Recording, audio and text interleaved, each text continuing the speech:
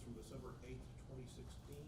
Everybody had a chance to look at those, if they had any corrections or questions or changes. If not, I'll entertain a motion to approve. So moved. Got a motion? Second. And a second to approve. All those in favor, please raise a hand. Aye. And you may abstain, that's right. Okay. 4 ayes and 1 abstention, and the motion carries. That brings us to public comment. Do we have anyone here who wants to comment on items that are not on the agenda or outside the agenda of any sort? Hearing none or seeing none, then we'll move on to staff reports. From the executive office, Mr. Boynes, do you have anything you'd like to report to us? Yes, sir, Mr. Chairman and members. I'm Nick Boynes, TDLR. Here to kind of bring you an executive office report. As most of you know, TDLR's longtime executive director, Bill Cooch, retired last fall, and longtime deputy executive director, Brian Francis, was promoted to executive director. And then shortly after your last meeting in December, Carla James and myself joined the staff about 8 months ago.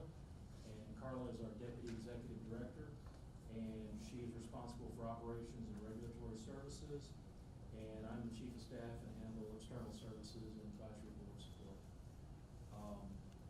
Shortly after Carla and I joined, the 85th session of the Texas legislature convened, and it was a busy one. Being a newbie, some of the old timers around here claim that this was the busiest one we've ever had, and I tend to not disagree with them. I think they're right.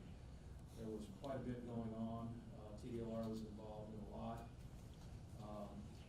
As you know, the state House and Senate convened in January, and they met through Memorial Day, and then they came back for a month this summer and wrapped up about a week ago. So during the past regular session, more than 6,500 total bills were filed. TDLR tracked a total of 341 bills, and that includes 130 that were directly related to current TDLR programs, 20 that dealt with newer transfer programs, and 191 bills that, if enacted, would have affected agency operations. TDLR staff worked really hard as a team. It was a great effort. We're busy analyzing, monitoring bills, and providing feedback and resource testimony. TDLR staff attended 65 hearings in 20 different House and Senate committees. No bills affecting this program were passed. But we're now, as an agency, involved in implementing the bills that were passed, in developing rules, communicating to stakeholders, appointing and prepping other new advisory boards, hiring additional staff, and dealing with education, exams, IT programs, and other things. So, if interested, if you'd like to see a full review of what happened agency-wise for during the session, you can go to our website, tdlr.texas.gov, click on the Capitol picture, and it'll take you to a page that will list everything by program. I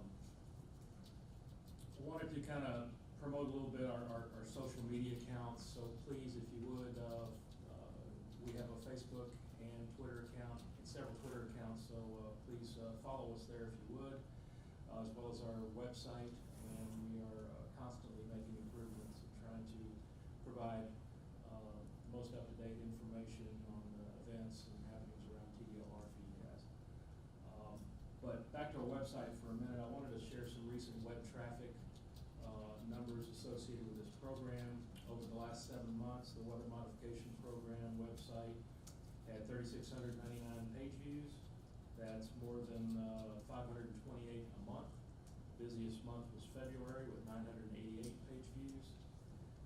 56% of the folks visiting your pages do so from a mobile device, meaning a smartphone or a tablet.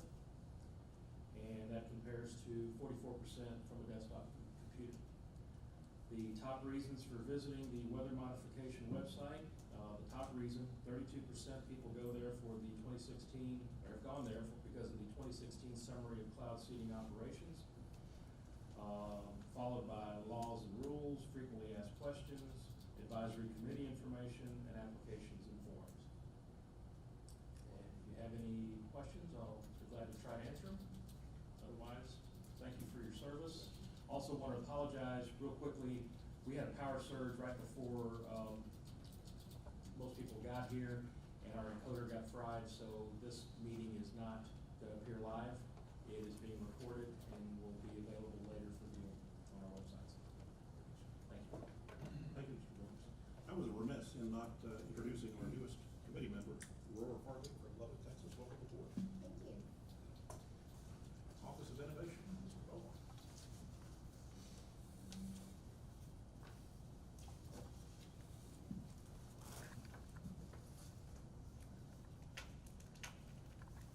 Good morning, Mr. Chairman, members of the committee. I'm George Bomar, Program Specialist for the Texas Department of Licensing and Regulation.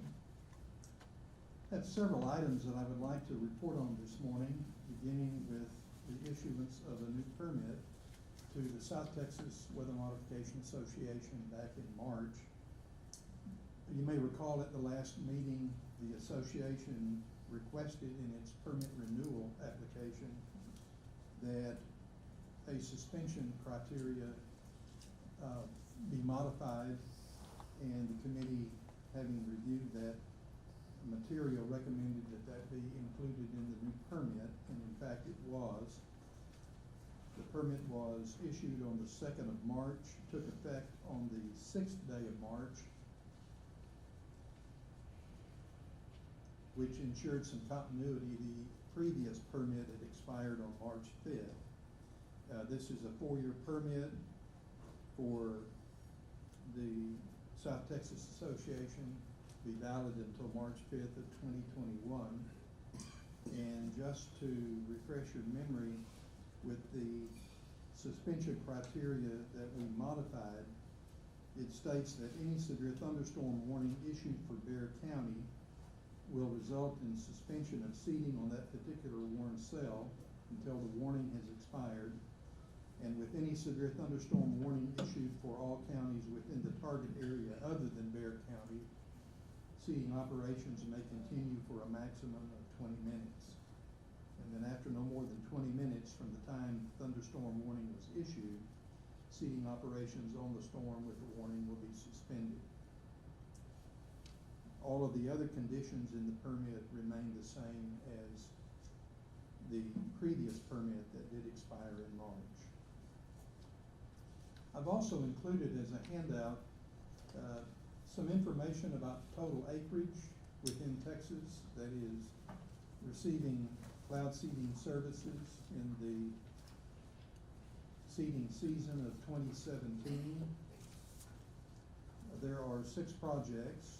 There is also a map that is available to you there electronically, which delineates the target areas for the various projects, the base of operations for each project, and the total acreage. And you'll note that most of these programs that we licensed for 2017 are now beyond 20 years old. The newest one is the Seeding Operations and Atmospheric Research Program based out of Stanford. That's in its 3rd year. The total acreage this year is a little over 26 million acres, and that constitutes about 15.5% of the land area of Texas. And also for our planning purposes, I provided a list of existing permits and when they are due to expire. There are a number of permits that will be expiring in the next 12 months.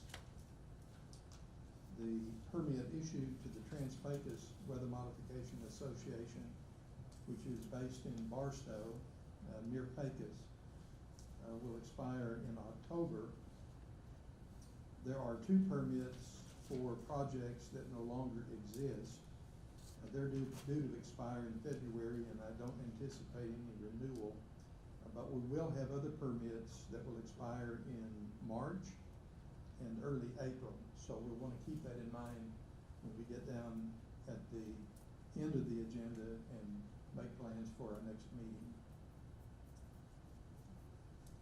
I did just want to summarize for you the permits that are in existence, as well as the licenses issued to 7 entities those licenses will need to be renewed for fiscal year 2018, and we have applications before the committee today for recommendation on renewing those licenses for the new fiscal year.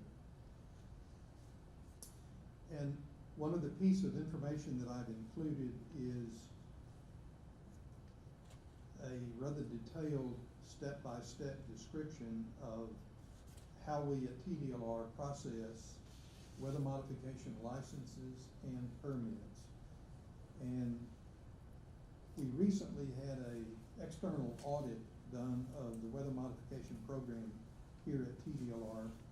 And one of the pieces of information they requested to see was this step-by-step description of what we do when we receive an application for either a license or a permit, or for a license renewal or permit renewal, or an amendment to a license or a license amendment. And so this document is intended to answer any and hopefully all questions as they relate to what it is we do and the sequence within which we process these applications, either for new licenses and permits or for renewals of existing ones. Don't know that I've ever shared this information with you before, but it's there for your perusal if you wish. Lots of detail too. It is.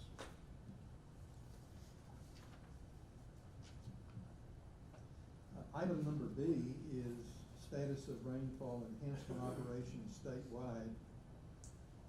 I've included a monthly report from the SOAR program, which is operating up in north central Texas out of a base in Stanford. That's with an M, Stanford, east of Abilene. All of the projects do monthly reports. Most of them upload those and they're available at their websites, but I merely wanted to share one of them with you so that you get an idea of the amount of detail that these operators furnish, not only their clientele, water districts, commissioners' courts, farmers, ranchers, but we here at TDLR as well. And we have a meteorologist here from several of the projects that will be giving a report on their operations later in the agenda.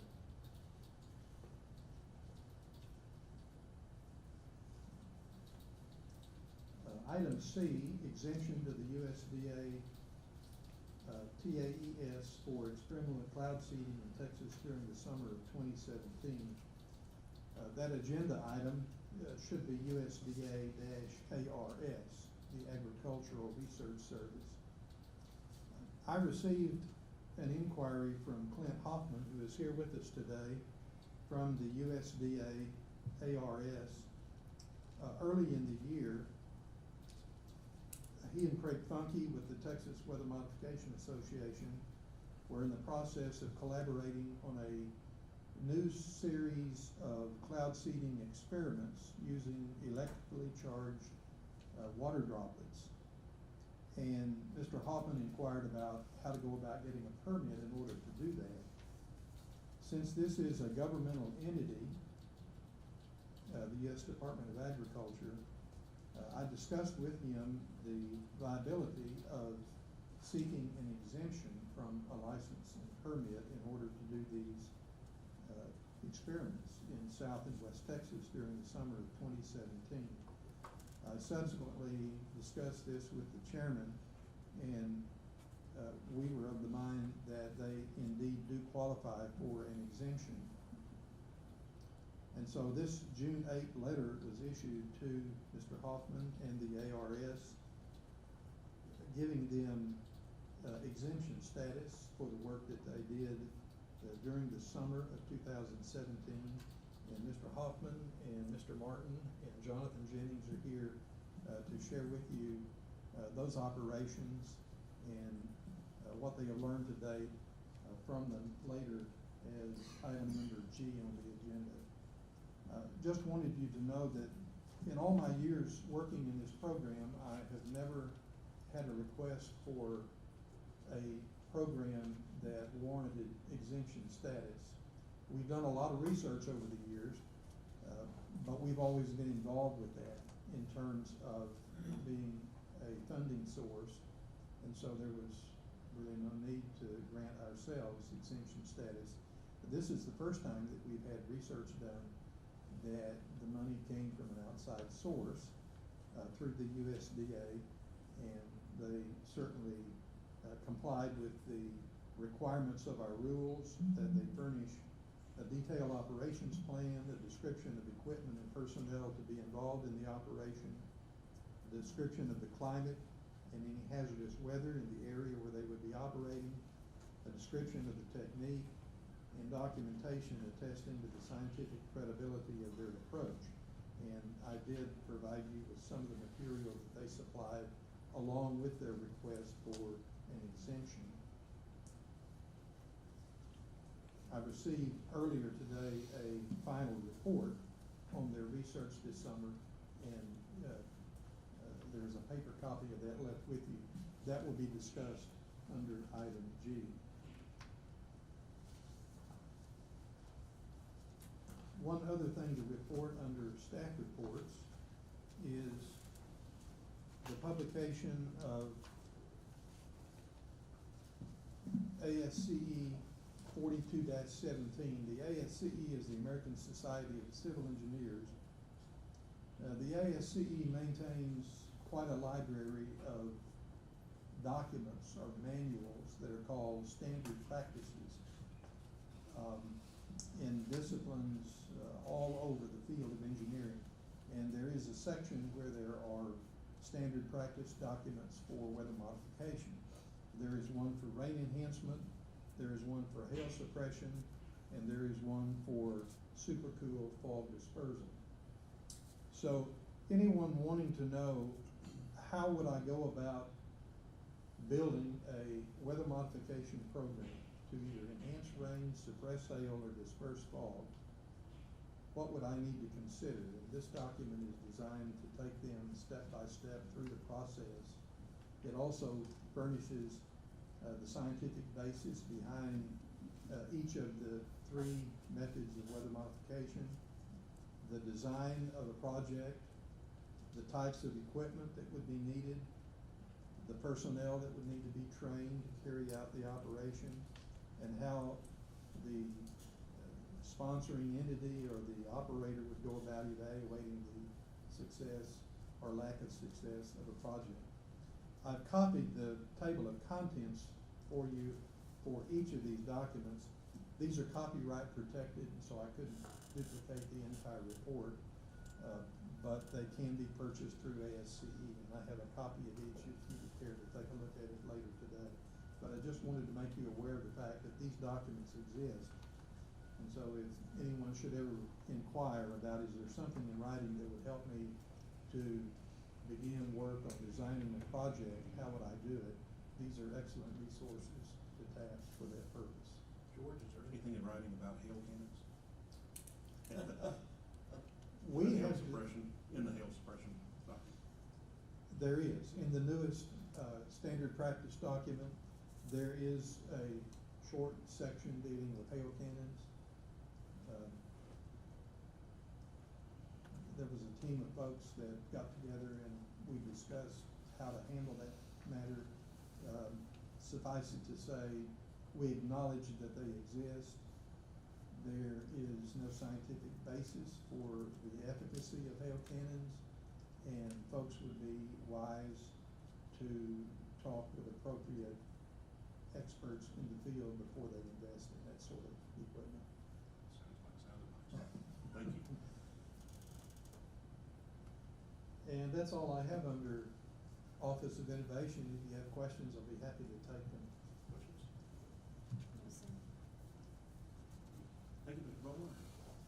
That brings us to item F, Field Meteorologist Report on ongoing weather modification activities in 2017. Mr. Jennings comes up. Welcome, Mr. Jennings. Thank you. Good morning, Mr. Chairman, members of the committee. Again, I'm Jonathan Jennings, meteorologist with the West Texas Weather Modification Association. I'm going to represent several programs today, but first I'm going to give you a summary on the operations ongoing in San Angelo, To date, we're at 24 operational days, which is about 6 to 10 operational days below normal for this time of the year. The main reason for that is the very slow spring we had. We actually did not even fly in the month of April. All of our opportunities took place during the overnight hours. We had a lot of cold fronts that came through during the overnight hours, and clear skies behind it would fill in, and we were stuck just sitting around watching it come in during the overnight hours. But so far this year, we're at 93 hours of flight time, which, despite the lack of operational days, that's close to our normal for the last 10 years. We fire 930 glaciogenic flares, as well as 42 hygroscopic flares. The glaciogenic flare usage is right around average, but the hygroscopic flare usage is a little below average. And really, that's because of how humid it's been. We haven't had the need to use as many hygroscopic flares as we've had in the past.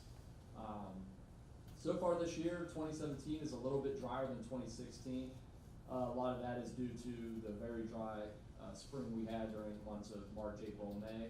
But it's starting to really pick up, and some areas are starting to catch up. Right now, San Angelo's at 11.49 inches. Their average is 13.32. So we're at a deficit about 1.83 inches. But compared to last year, we were already at 25 inches. So last year was a very wet year for San Angelo. Again, summer's been very active. I think Gary can attest to the humidity that we've been dealing with in San Angelo, which is, for the month of August, very uncommon. But we've had a lot of upper level short waves coming through. The ridge seems to be placed a little bit further east than usual, which allows for some of that moisture to get in here from the Gulf and keep the upper level pattern pretty active.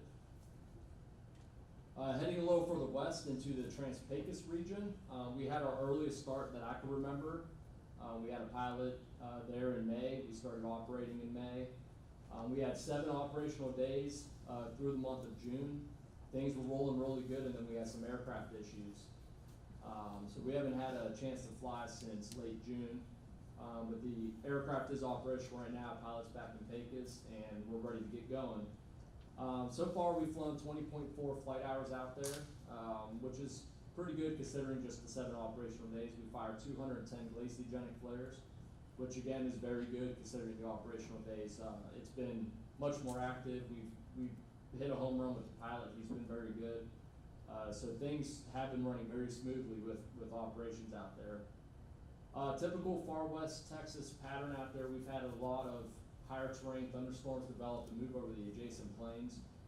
But lately, with the aircraft being down, we have missed some opportunities, which is unfortunate.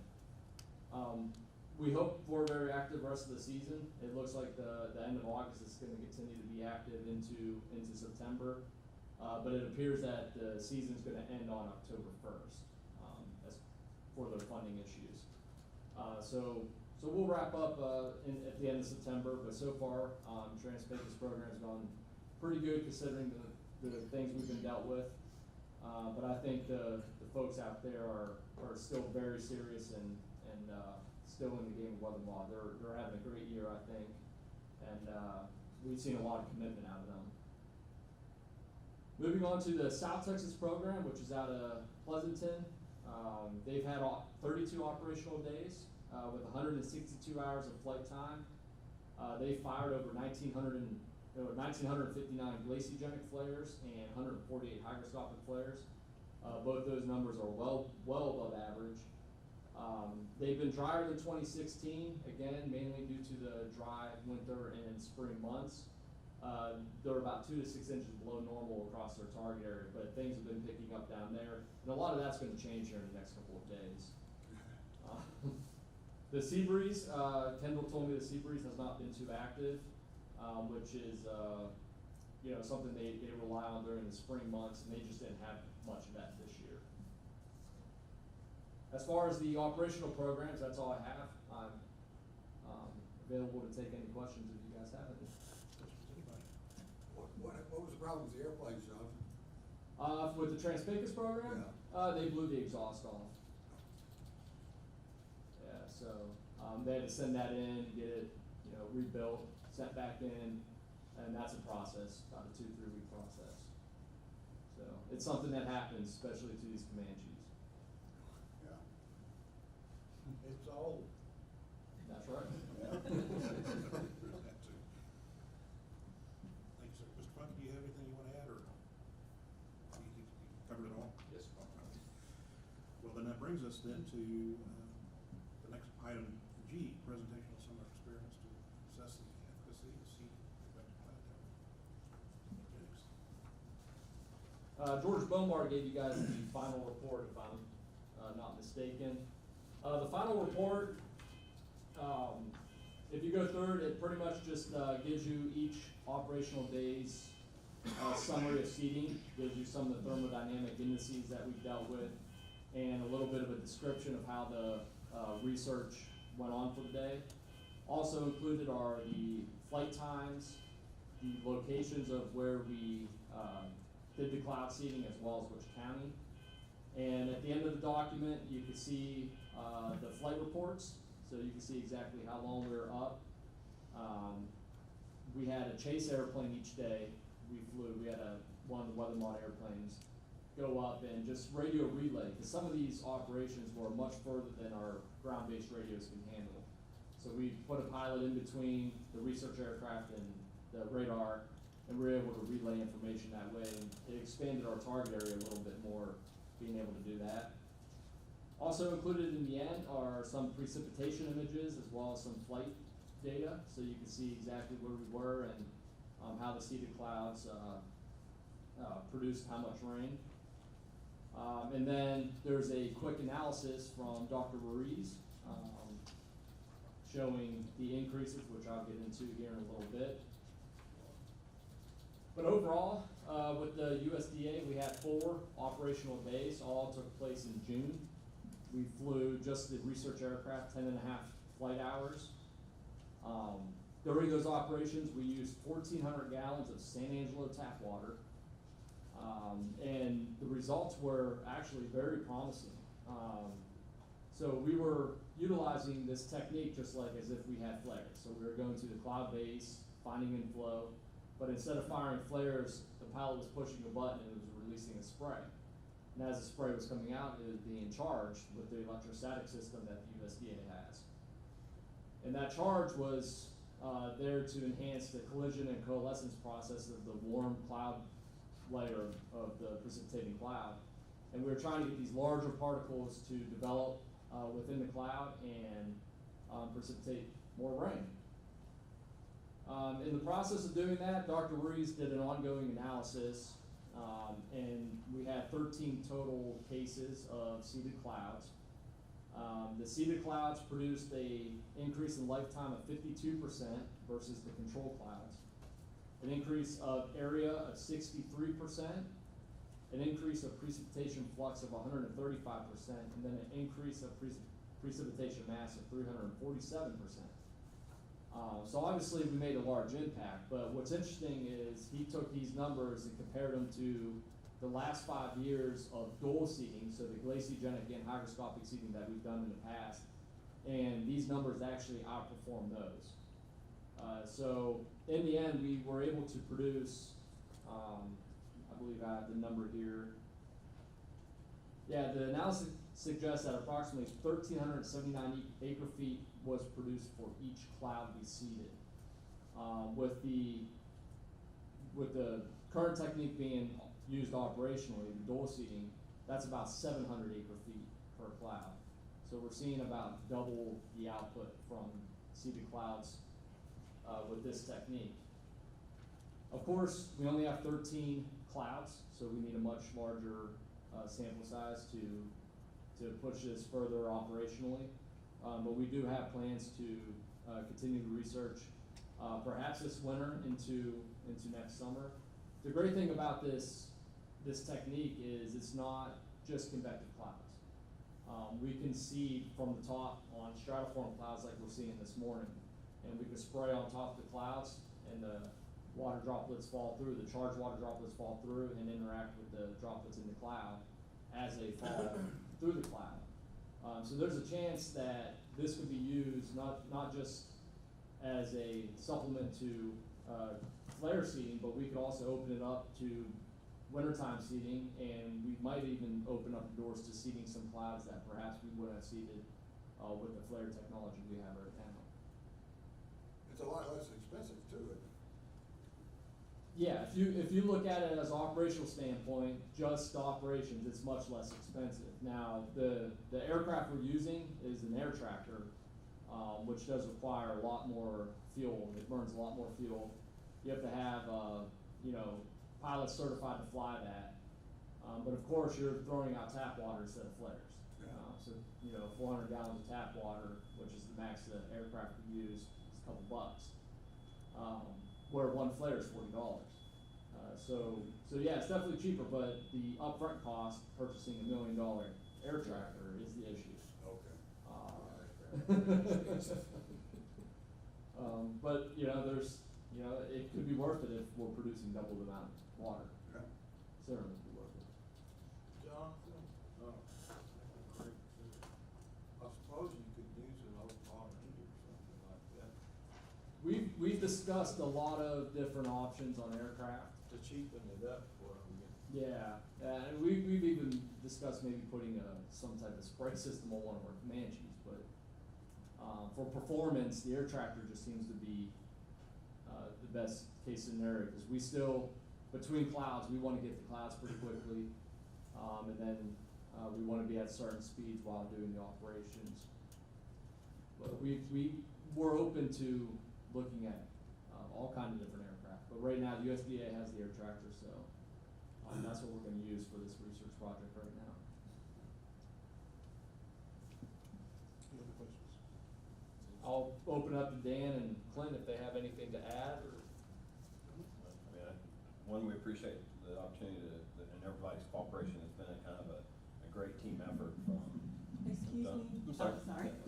Yeah, if you wouldn't mind, step in and go ahead and identify yourself, sir. Clint Hoffman with USDA ARS out of College Station, Texas, and just wanted to add that this has really been a team effort, and so starting with George and Craig and Jonathan, it's been a great opportunity to kind of pursue this kind of idea that we had over the last couple of years, and be able to put it into place has been great, and we're pleased with the theory followed up with some of the results.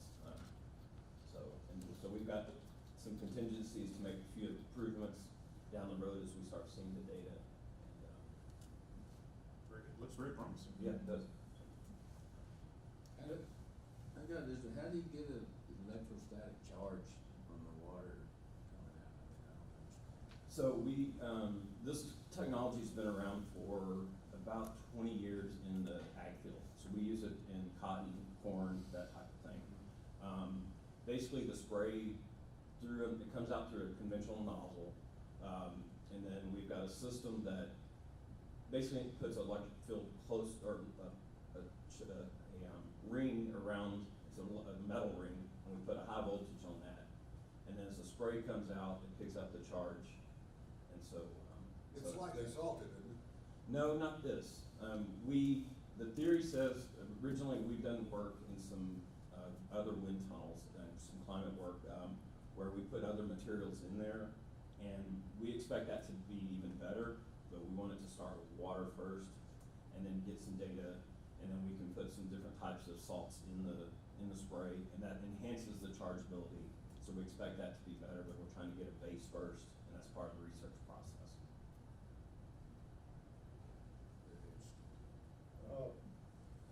I read somewhere in here that you're using like 60 nozzles, and I would assume that it's a very small particle size that you're putting out. Is that? That is correct. When we did all the development work in wind tunnels where we do droplet sizing work and all that kind of stuff. So one of the things, talking with RG, was the number of particles. So we were trying to get the same number of particles that a flare would release. And so we got small enough droplets where we're in the almost 1 billion particles per acre. I mean, we gotta talk per acre and everybody else talks nautical, so we kind of have to switch back and forth on this, but we're getting comparable number of nuclei out there through droplets as we would see with a flare. So that was why we went with real small drops. Well, I'll offer to you, if you want some real salty water next year, give me a call. little bit to get rid of. I can handle that.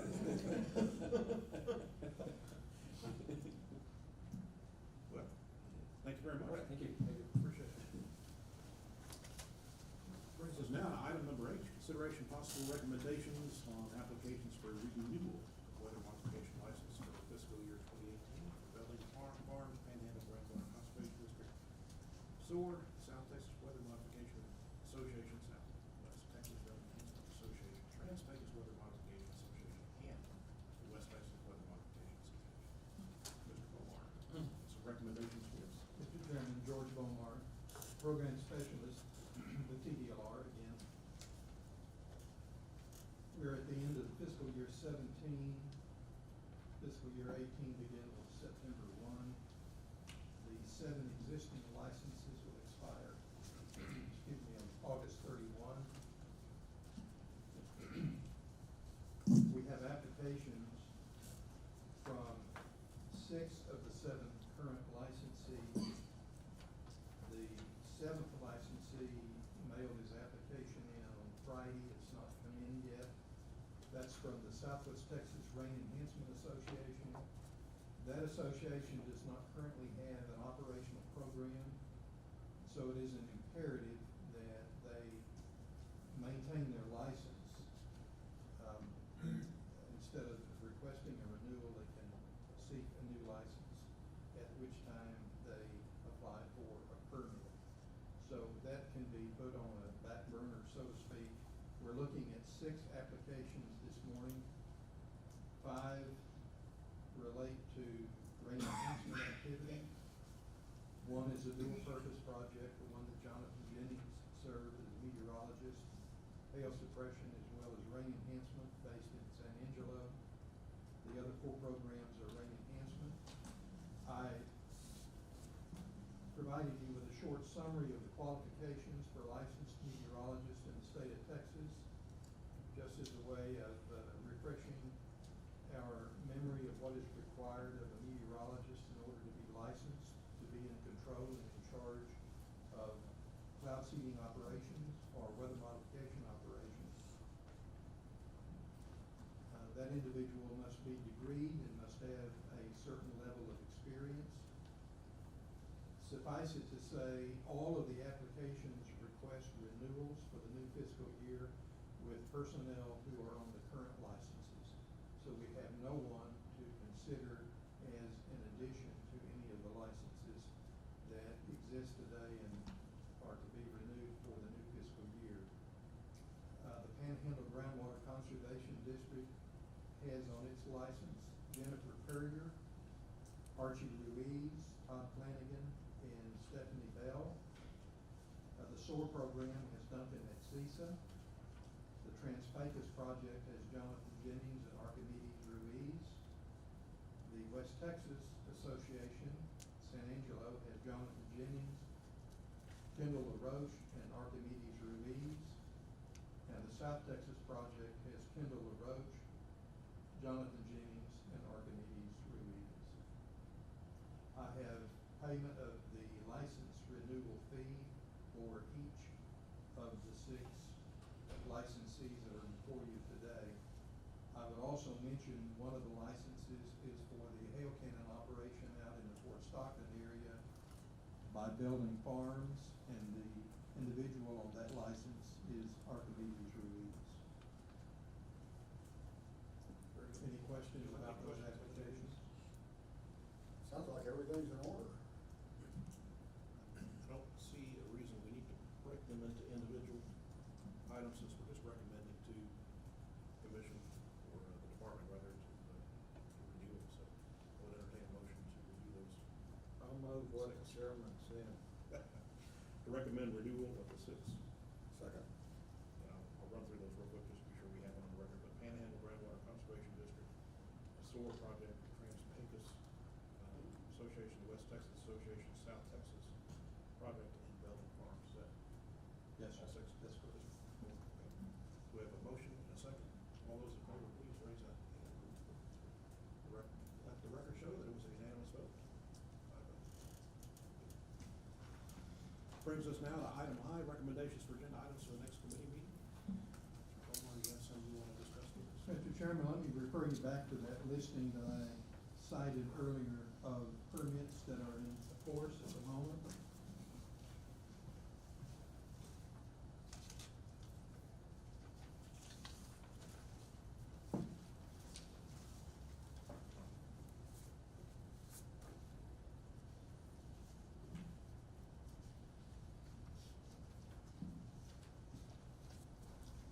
One permit that's due to expire in October is that of the Trans-Pecos Weather Modification Association based in Barstow. As Jonathan Jennings told us earlier, that program will suspend operations on or about October 1. And always in the past, they have not resumed operations until March or April of the following spring season.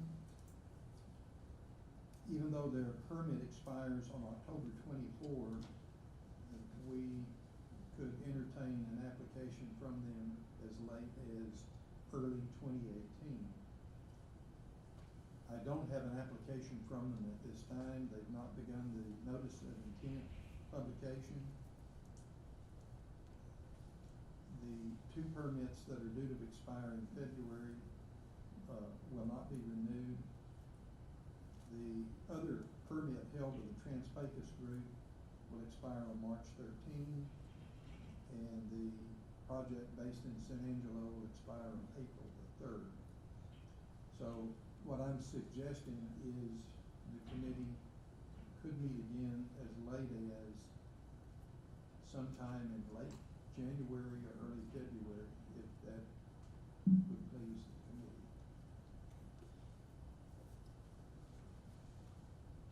For that, does anyone have any items we want to recommend for the next meeting? Not that we'll move to J, which is a discussion of late location the next meeting. Late January or February works Thursdays, does it still work well for people? Okay. Thursday mornings, is that? Yes, sir. Okay. So I guess ask staff if there's a preferred time that works well for you all. I think Delia's checking out the calendar. We have, we're gonna meet on Thursdays. It's gonna be, we have available February 1st, the 8th, and January 25th.